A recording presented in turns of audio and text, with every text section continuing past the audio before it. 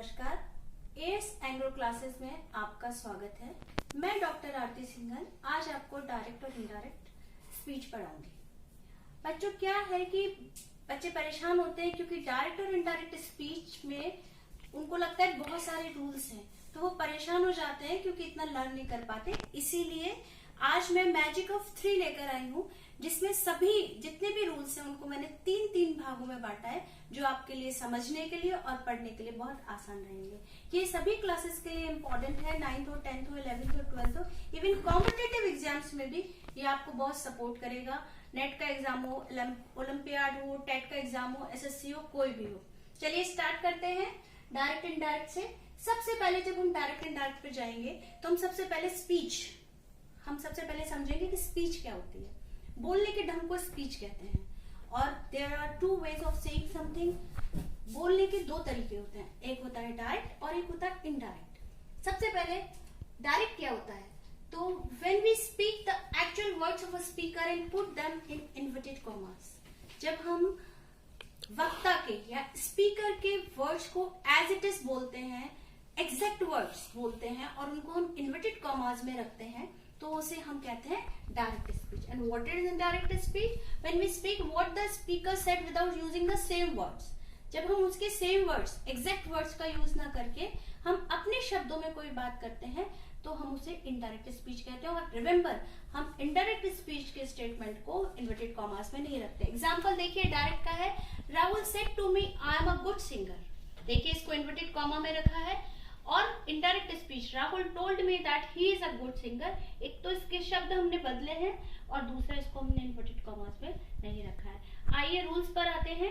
सबसे पहले हमें 3 words, we have to keep in mind the 3 words. हमको 3 शब्द अपने दिमाग में रखने हैं। वो होता है रिपोर्टर, रिपोर्टिंग वर्ब और रिपोर्टेड स्पीच। देखिए, रिपोर्टर, रिपोर्टिंग वर्ब और रिपोर्टेड स्पीच। एक सेंटेंस है यहाँ, he said to me I take part in college games. इसमें ही माने सब्जेक्ट, इसको हम रिपोर्टर कहते हैं, और सेड टू जो आता है उसको हम रिपोर्टिंग वर्ब कहते हैं। ठीक है, एक बात ध्यान रखिएगा कि रिपोर्टिंग वर्ब टोल्ड में या टेल्स में तो बदली जाएगी, जो भी यहाँ पर फॉर्म होगा टेंस का, बट इसके अलावा इसमें कोई चेंज नहीं होता। अभी दूसरा आता है, जो भी इन्वर्टेड कॉमास में होता है उसको हम रिपोर्टेड स्पीच कहते हैं। ठीक है, तो ये 3 चीजें हमने ध्यान रखी, क्या? रिपोर्टर, रिपोर्टिंग वर्ब और रिपोर्टेड स्पीच। अब हम और आगे 3 चीजों पर जाते हैं। Basic rules to change direct to indirect speech. अब बेसिक 3 रूल्स आप ध्यान रखिएगा। ये 3 रूल्स हर किसी में चेंज होंगे डायरेक्ट से इनडायरेक्ट, जब आप कोई भी सेंटेंस बनाएंगे। पहला रूल है चेंज से टू टेल, यानी यदि रिपोर्टिंग वर्ब में, यानी इसमें से टू दिया है तो टेल में बदला जाएगा, सेज टू दिया है तो टेल्स में बदला जाएगा, और सेड टू दिया है तो टोल्ड में बदला जाएगा। ये है पहला चेंज। दूसरा, नो चेंज। नो चेंज कब? जब से, सेज और सेड विदाउट टू आएंगे और इनके आगे कोई ऑब्जेक्ट नहीं होगा, तो इसमें कोई चेंज नहीं होगा। रूल नंबर 3 कहता है रिमूव कॉमा। हम कॉमा हटाएंगे and we put that in place of comma. हम कॉमा की जगह दैट रखेंगे और रिमूव इन्वर्टेड कॉमास। जो इन्वर्टेड कॉमास होंगे रिपोर्टेड स्पीच के, उसको हम हटा देंगे जब हम इनडायरेक्ट स्पीच बनाएंगे। तो 3 रूल्स हमें पता चल गए। अब एग्जाम्पल देखिए, एक एग्जाम्पल से समझाती हूँ। She said to them 2 and 2 make 4। देखिए, सी सेड टू को हमने टोल्ड में बदला, देम आ गया, कॉमा हटाया, दैट लगाया, इन्वर्टेड कॉमास हटा के 2 and 2 make 4। सेंटेंस बना, she told them that 2 and 2 make 4। अब आते हैं हम एडवांस रूल। अब हम इसको भी 3 पॉइंट में ही लर्न करेंगे, 3 पॉइंट में ही समझेंगे। The 3 advance rules to change direct to indirect speech. और ये 3 कौन से एडवांस रूल है? Change of person, change of tense and change of nearness into distance. Change of person समझने से पहले हम ये समझते हैं कि पर्सन क्या होता है। देखिए बच्चों, पर्सन 3 होते हैं, फर्स्ट पर्सन, सेकंड पर्सन और थर्ड पर्सन। फर्स्ट पर्सन कौन होता है? मैं, क्योंकि मैं बात कर रही हूँ। किससे बात कर रही हूँ? सेकंड पर्सन यानी आपसे बात कर रही हूँ। तो मैं बात कर रही हूँ तुमसे या आपसे बात कर रही हूँ, और किसके बारे में बात कर रही हूँ? किसी और के बारे में बात कर रही हूँ, उसे हम थर्ड पर्सन कहते हैं। फर्स्ट पर्सन में 2 चीजें होती हैं, सिंगुलर और प्लूरल। मैं जब बोल रही हूँ तो आई सिंगुलर है, लेकिन हम, वी जब है तो वो प्लूरल फॉर्म है। आई का सब्जेक्ट जब ऑब्जेक्ट में जाता है तो बी हो जाता है, पॉजिटिव में माइन और माइन होता है, और सेल्फ फॉर्म में माई सेल्फ होता है, प्लूरल फॉर्म में वी होता है, ऑब्जेक्ट में अस होता है, पॉजिटिव में अवर और अवर्स होता है, और सेल्फ फॉर्म में अवर सेल्स होता है। सेकंड पर्सन आता है यू। यू का ऑब्जेक्ट में यू ही रहता है, पॉजिटिव में योर और योर्स हो जाता है, और सेल्फ फॉर्म में योर सेल्फ हो जाता है। देखिए जब ये प्लूरल फॉर्म में चलेगा तो सब्जेक्ट में यू ही रहेगा, ऑब्जेक्ट में यू ही रहेगा, इधर योर और योर्स रहेगा पॉजिटिव में, लेकिन सेल्फ फॉर्म में योर सेल्फ होगा, क्योंकि यहाँ आपने पढ़ा होगा जब सिंगुलर से प्लूरल बनाना समझा होगा कि एफ हटा के वीईएस लगाते हैं।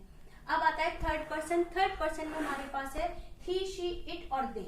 ये थर्ड पर्सन होते हैं, इसमें ही, शी और इट ये तो सिंगुलर नंबर होते हैं, और ही का हिम होता है, शी का हर होता है ऑब्जेक्ट में, ही का हिज होता है पॉसेसिव में, और शी का हर और हर्स होता है, और सेल्फ फॉर्म में ही का हिमसेल्फ होता है और शी का हर सेल्फ होता है।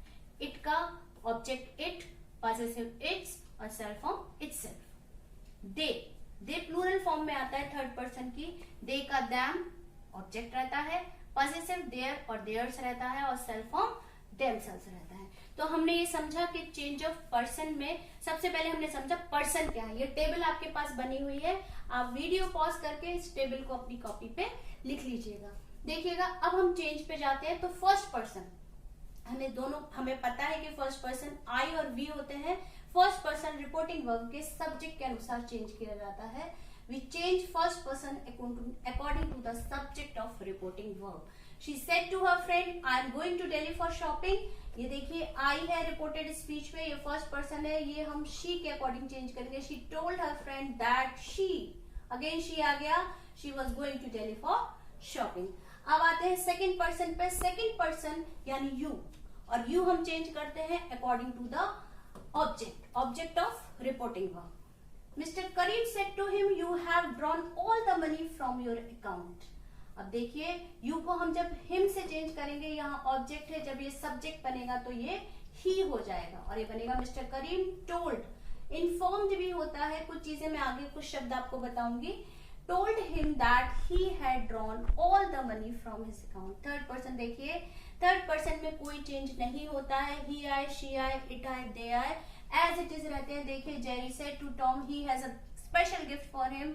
Jerry told Tom that he had a special gift for him. ये है पर्सन के चेंज, ये मैंने आपको 3 पॉइंट में बताया। अब आते हैं हम change of sentence, change of tense पे। लेकिन चेंज ऑफ टेंस पढ़ाने से पहले हम पढ़ाएंगे नो चेंज। जॉब रोक दो। चेंज ऑफ टेंसेस पढ़ने से पहले हम पढ़ते हैं no change. No change in tenses. कौन से ऐसे वर्ड्स, कौन से ऐसे स्टेटमेंट्स होते हैं जिनमें हम कोई भी चेंज नहीं करते हैं। देखिए उसके लिए भी 3 रूल्स में मैंने इनको डिवाइड किया है। नंबर 1 है कि if the reporting verb is in present tense और in future tense then there will be no change in the verb of reported speech. तो रिपोर्टिंग वर्ब जो फर्स्ट पार्ट है, यदि वो रिपोर्टिंग वर्ब यदि प्रेजेंट टेंस में या future tense में होती है तो आगे जो रिपोर्टेड स्पीच है उसमें कोई चेंज नहीं होगा। देखिए example number 1, the gentleman says. अब देखिए सेज जो है वो प्रेजेंट इंडेफिनिट टेंस का है, तो I did it my self, इसमें कोई चेंज नहीं होगा। The gentleman says that he did it himself, केवल हमने चेंज किया पर्सन का, बाकी हमने टेंस में या वर्ब में कोई चेंज नहीं किया। दूसरा एग्जाम्पल देखिए, the government has said there will be a power cut in the month of June. अब देखिए हैज सेड है तो ये कौन सा टेंस है, प्रेजेंट परफेक्ट टेंस है।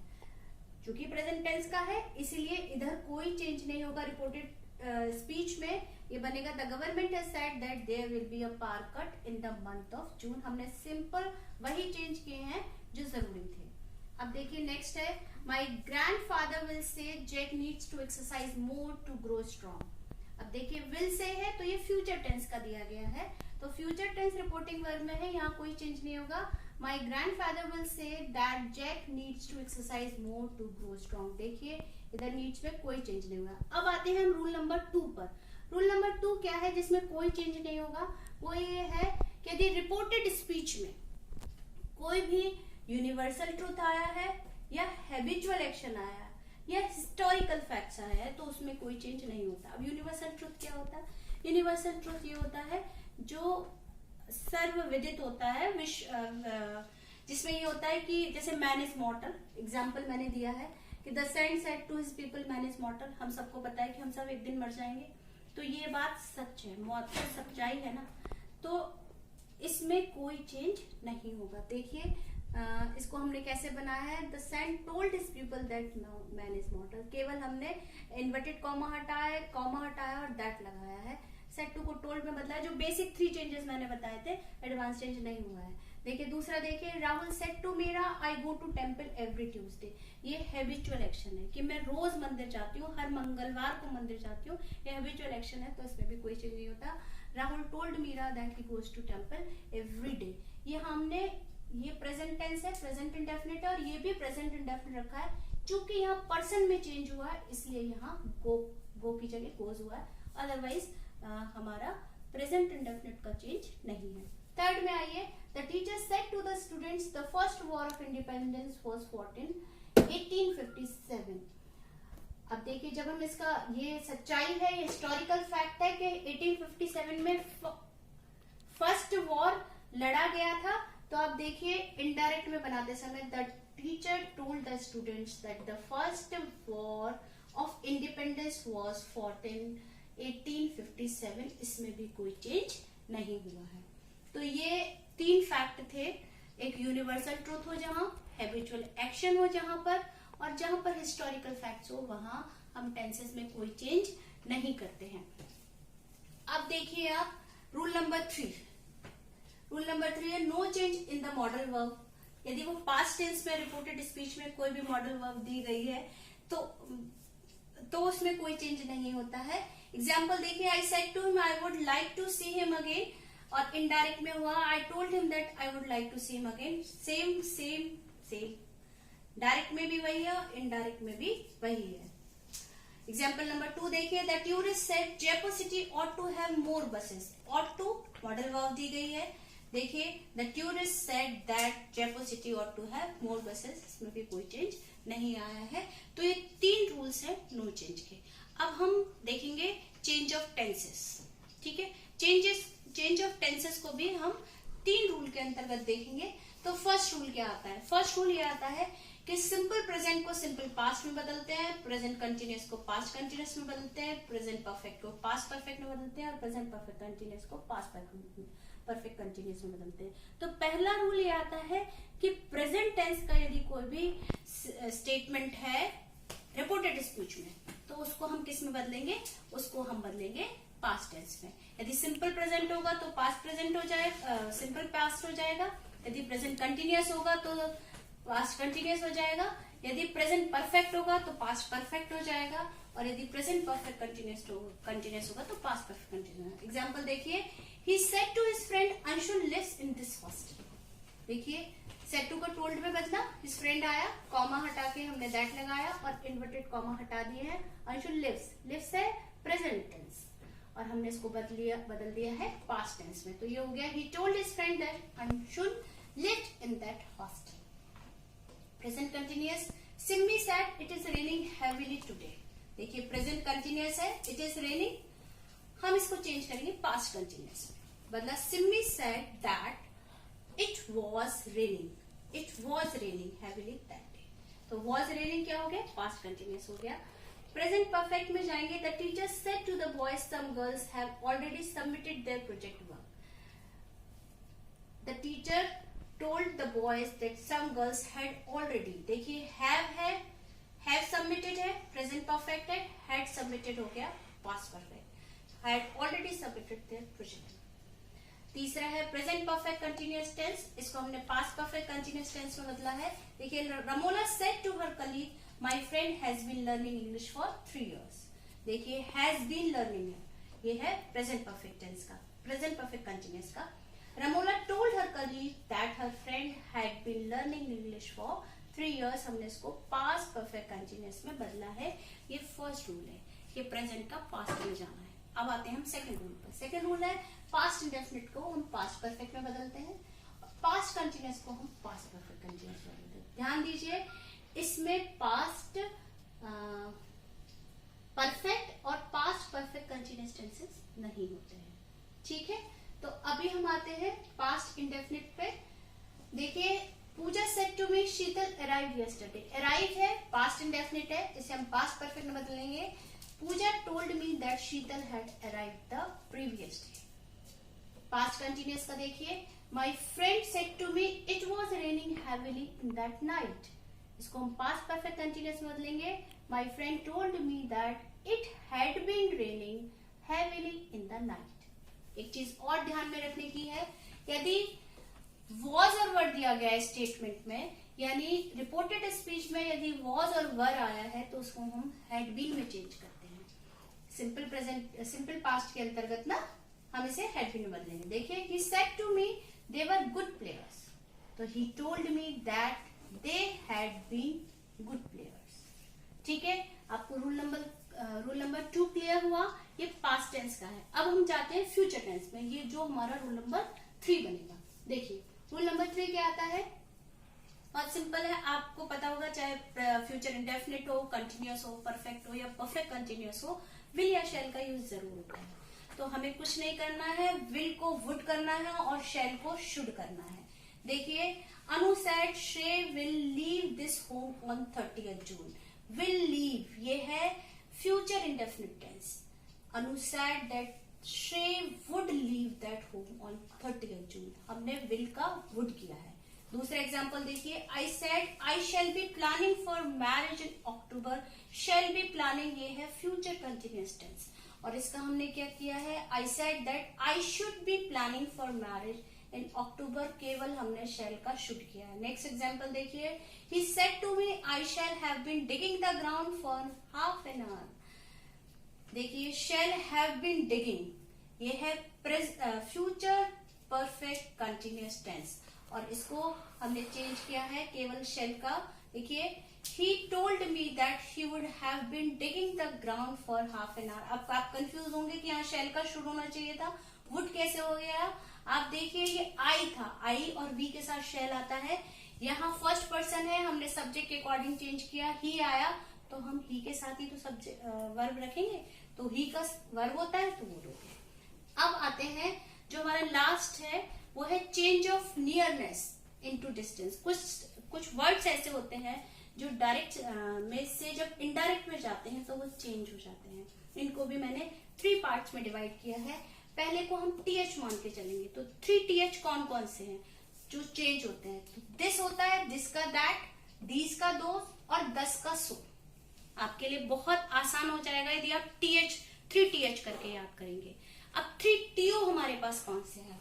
3 टीओ है टुडे, टुमारो, टुनाइट। तो टुडे को दैट डे, टुमारो का द नेक्स्ट डे और टुनाइट का दैट नाइट। जब सेंटेंस में डायरेक्ट में टुडे आएगा तो जब वो इनडायरेक्ट बनेगा तो दैट नाइट हो जाएगा, ये आपको पता है। अब आप देखिए 3H।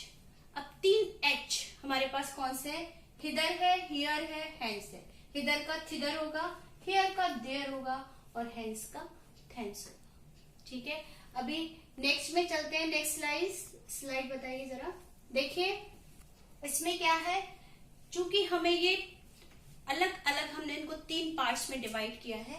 देखिए, कम का गो हो जाता है, नाउ का देन हो जाता है और जस्ट का देन हो जाता है। यस्टरडे का द प्रीवियस डे होता है, next week the following week, और यदि नेक्स्ट ईयर आया है तो द फॉलोइंग ईयर हो जाता है।